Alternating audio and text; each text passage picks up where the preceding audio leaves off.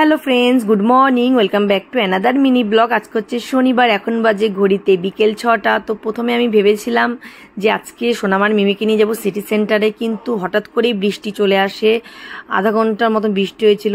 ভেবেছিলাম কোথাও যাবোই না, আজকে ঘরেই থাকবো, যেহেতু সোনামা মিমিকে রেডি করিয়ে দিয়েছে, ওদেরকে না বলতেও খারাপ লাগে। এর জন্য বোনকে বললাম কাছে পিঠে কোথায় যাই, তাই টোটো ধরে চলে গেলাম বিশাল মেগা মার্ট। ওখানে গিয়ে দেখি সেল দিচ্ছে।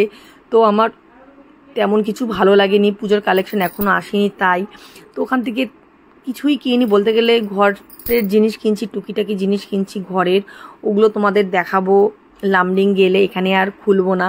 তারপরে ওখান থেকে চলে আসলাম তিনবাতিতে, মানে আধা ঘন্টার মতো গেছি আর আসছি। তিনবাতিতে এসে সোনামার মিমির জন্য দুটো আইসক্রিমের চকলেট কর্ন কিনেছি।